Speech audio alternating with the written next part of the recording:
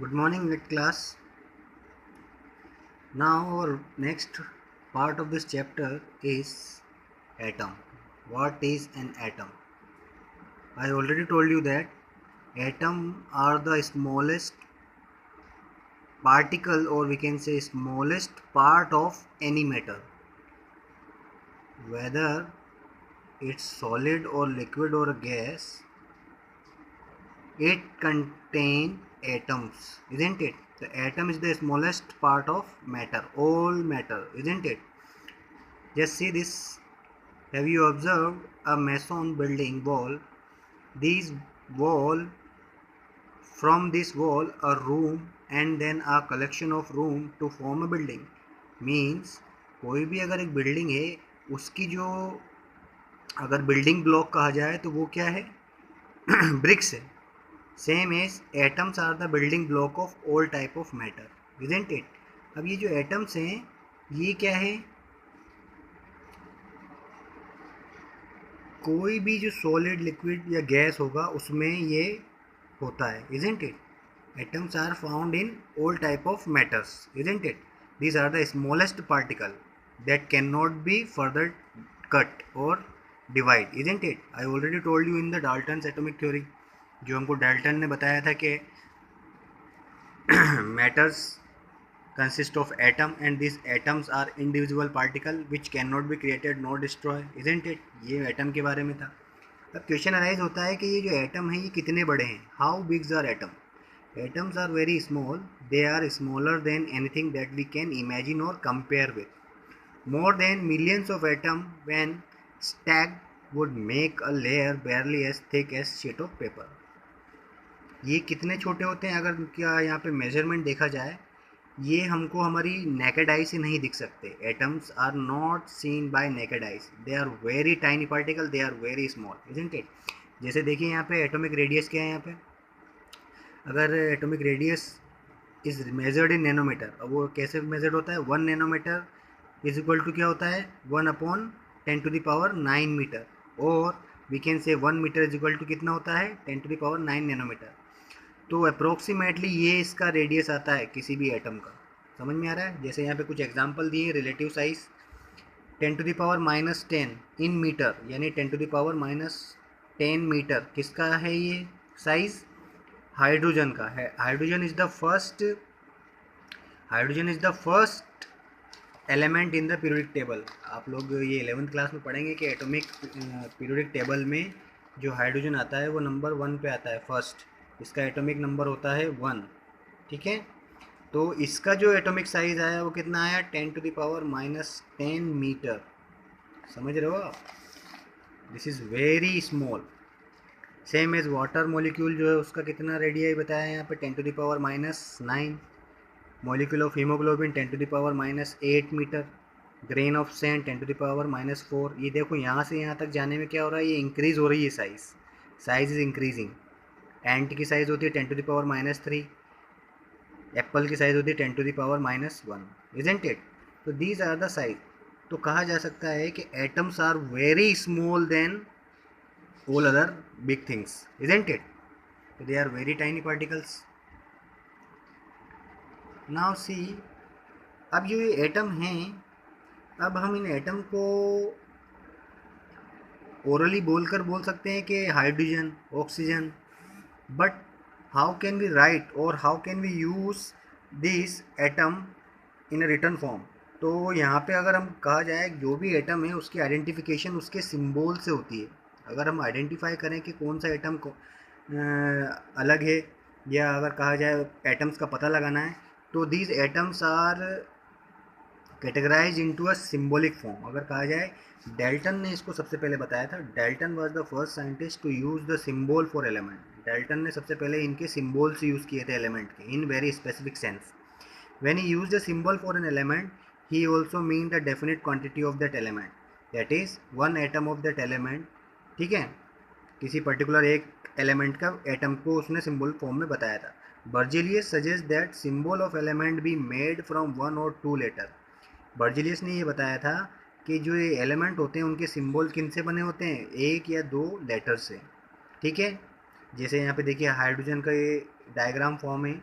ये हाइड्रोजन है, carbon, oxygen, phosphorus, sulphur वगैरह वगैरह। देखिए यहाँ पे सिंबल, यहाँ पे एंशियंट फॉर्म में बता रखा है यहाँ पे। ये पुराने ज़माने में ऐसे यहाँ पे सिंबल्स यूज़ होते थे, phosphorus, copper, gold, sulfur, lead, platina, iron, silver, mercury. Isn't it? These are the oldest form or oldest symbols. But in modern form, these symbols are like this. See, aluminium, Al, argon, Ar, barium, Ba। अब यहाँ पे आपको समझने वाली बात ये है कि ये सिंबल जो हैं, इसमें आप अगर देख रहे हैं यहाँ पे फर्स्ट लेटर हमेशा कैपिटल ही होगा। देखिए आप सारे यहाँ पे फर्स्ट जो है वो कैपिटल में आ रहे हैं और सेकंड जो है स्मॉल फॉर्म में आ रहा है। और ये जो सिंबल्स हैं, ये जो एलिमेंट होते हैं, इनके जो ये सिंबल और या इनके जो नेम है, ये कहाँ से डिराइव किए गए हैं? ग्रीक वर्ड से या जर्मन ग्रीक, या symbol have been taken from the name of element in Latin, या तो लैटिन या ग्रीक। ठीक है, जैसे एग्जांपल देखिए, the symbol of iron is F E. दिख रहा है, आयरन जो होता है आई से स्टार्ट होता है, यहाँ पे आई से इसका सिंबल होना चाहिए था, बट यहाँ पे ये एफी आ रहा है, मतलब फ्रॉम इट्स लेटिन नेम। इसका जो लेटिन नेम होता है वो होता है फेरम। ठीक है, तो आयरन का जो लेटिन नेम होता है फेरम, और उसके जो फर्स्ट सिंबल है वो लिए यहाँ पे इसके सिंबल में जैसे। ठीक है, ऐसे सोडियम का होता है Na। सोडियम का क्या होता है? Na होता है। तो यहाँ पे अगर सोडियम का Na है, अगर यहाँ पे इसके वर्ड फॉर्म में देखेंगे आप, सोडियम का होता है Na। तो ये किससे डिराइव्ड हुआ है? नेट्रियम से। किससे हुआ है? नेट्रियम से। ये लैटिन वर्ड है नेट्रियम। ठीक है, तो सोडियम। ऐसे अगर हम देखें पोटाशियम, पोटाशियम का अगर हम देखें तो पोटाशियम जो है इसका सिंबल होता है के।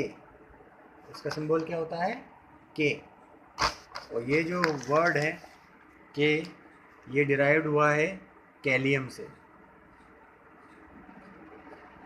तो यहाँ पे जो ये सिंबल आया ये इसके लैटिन नेम से आया।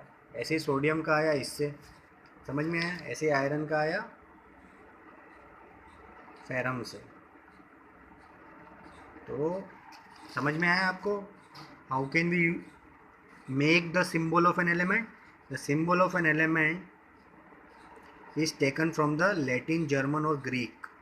ठीक है, अब देखिए यहाँ पे symbol of some element are form from first letter of the name. यहाँ पे फर्स्ट लेटर से ही सिंबल बनाए जाते हैं। And a letter appearing letter in the name, जो उसके बाद में आता है उससे। एग्जाम्पल जैसे क्लोरीन का Cl, जिंक का Zn। क्लियर है? तो यहाँ पे कुछ सिंबल्स हैं, ये आप लोग अपने घर पे पढ़ लेना। क्लियर है? ऐसे लेटर्स या कहा जाए सिंबल्स बनते हैं। Now the next portion of this chapter is the atomic मास। अब ये एटॉमिक मास क्या होता है? अगर मैं एटॉमिक मास की डेफिनेशन बताऊं, ये होता है it is the number which tells that how many times an atom of an element is heavier than 1/12 of mass of one carbon atom. अगर आप इस पूरे पैराग्राफ को पढ़ोगे तो आपको इसमें डेफिनेशन मिलेगी, it is the number which tells. ये एक नंबर होता है जो हमको बताता है कि कोई भी एटम कार्बन 12 से कितना हैवियर। समझ में आ रहा है? मतलब कंपैरिजन। मैं आपको थोड़ा सा समझाऊंगा, यहाँ पे समझिएगा आप लोग इस चीज़ को। जैसे एक वे बैलेंस है, ये क्या करता है? It will way something, isn't it?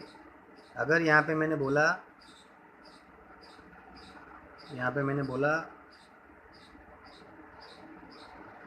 मैंने यहाँ पे एप्पल्स रख दिए। If you take some apples, अगर यहाँ पे हम वे रख रहे हैं 1 kg, ये जब तक हम यहाँ पे इसको वे करेंगे जब तक ये 1 kg ना हो जाए, ये यहाँ पे बैलेंस ना हो जाए। Isn't it? सेम एज अगर मैं बोल रहा हूँ एटम को अगर हमको वे करना है तो हम एटम का जो वेट है, एटॉमिक मास है, उसका मास हम कंपेयर करते हैं कार्बन के एटम से। 1/12 पार्ट्स। कोई भी एटम जो होता है उसका वेट कार्बन 12 से हम कंपेयर करते हैं, मतलब वो कार्बन 12 के 1/12 पार्ट से कितना हैवी है। समझ में आया? जितना भी इससे हैवी होगा that would be the atomic mass of that particular atom. समझ में आई बात? मतलब कंपैरिजन करेंगे हम अगर एटम का, कि एटम का मास कार्बन 12 के 1/12 पार्ट से कितना ज़्यादा है या कितना कम है, उसी बेसिस पे किसी भी एटम का एटॉमिक मास निकलता है। तो एटॉमिक मास की डेफिनेशन क्या है? एटॉमिक मास की डेफिनेशन अगर मैं बताऊं आप लोगों को, देखिए, it is the number which tells that how many times an atom of an element is heavier। कितना टाइम एटम किसी भी एलिमेंट का हेवियर है, किसके? 1/12 part of 12 of mass of carbon atom. समझ में आया बात? तो दिस इज द एटॉमिक मास। अब यहाँ पे हम इसको थोड़ा सा देखेंगे आपके पैराग्राफ को भी। जैसे देखिए एक एग्जांपल दिया है यहाँ पे, let us take the example of compound, जिसमें क्या है? कार्बन मोनोऑक्साइड है, formed by carbon and oxygen. ये कार्बन, ये कंपाउंड जो है कैसे बना है? कार्बन और ऑक्सीजन से। It was observe experimentally that 3 gram of carbon combine with 4 gram of oxygen. यहाँ पे अगर आप देखोगे, यहाँ पे 3 ग्राम कार्बन 4 ग्राम ऑक्सीजन से कंबाइन करके क्या बना रहा है? Carbon monoxide. और in other word, carbon combine with 3/4 times its mass of oxygen. यहाँ पे किससे कंबाइन कर रहा है? 4/3 times its mass of oxygen. Suppose we define the atomic mass unit. अगर यहाँ पे हम डिफाइन करें एटॉमिक मास यूनिट, हम लोग क्या यूज़ करते हैं यहाँ पे? AMU, atomic mass. जैसे हम लोग कोई भी वेट में हम क्या लिखते हैं? kg लिखते हैं, 1 kg इज इक्वल टू 1000 ग्राम। यहाँ पे ये यूनिट बताती है आपको कि कितना है ये। वैसे ही हम लोग एटॉमिक मास यूनिट में हम AMU का इस्तेमाल करते हैं। We will use AMU, but according to the latest IUPAC recommendation it is now written as U। Now it is written as U। जब भी आपको ये U दिख जाए, it means it is the unit for mass and is equal to the mass of 1 carbon atom. ये किसके equal होता है? ये 1 कार्बन एटम के। Then we would assign carbon and atomic mass we will assign carbon and atomic mass of 1.0 U। Carbon का atomic mass हमने क्या ले लिया? 1.0 U। And oxygen atomic mass is 1.33 U। however it is more convenient to have this number as whole number or near to whole number as possible। while searching for various atomic mass unit, scientists initially took 1/16 of mass of an atom of naturally occurring oxygen as the unit। 1/16 of the mass of an atom, किसका? Oxygen का। तो this considered relevant due to two reason. अब ये क्यों आया? Oxygen react with large number of element and form compound. This atomic mass unit give mass of most of the element as whole number. तो इसी के basis पे हम लोग मास नंबर निकालते हैं। क्लियर है इतना? लेकिन 1961 में क्या हुआ? However in 1961 for a universally accepted atomic mass unit carbon 12 isotope was chosen. जैसे मैंने आप लोगों को बता दिया है, देखिए कि मैंने बोला है किसी भी एटम का हम मास किसके बेसिस पे डिसाइड करते हैं? कार्बन 12 के। तो carbon 12 isotope was chosen as the standard reference. यहाँ पे रेफरेंस में क्या लिया जाता है किसी भी एटम का मास निकालने के लिए? Carbon 12 for measuring the atomic मास। किसी भी एटम का मास या किसी भी एलिमेंट के एटम का मास निकालने के लिए हम रेफरेंस में क्या लेते हैं? कार्बन 12। जैसे 1 atomic mass unit is the mass unit equal to exactly 1/12 of the mass of an atom of carbon 12। The relative atomic mass of all elements have been found with respect to an atom of carbon 12, isn't it? तो यहाँ पे हम atomic mass unit of an element carbon 12 से लेते हैं। ठीक है? Clear है आप लोगों का? नाउ नेक्स्ट पार्ट है how do atom exist. We will see in next class.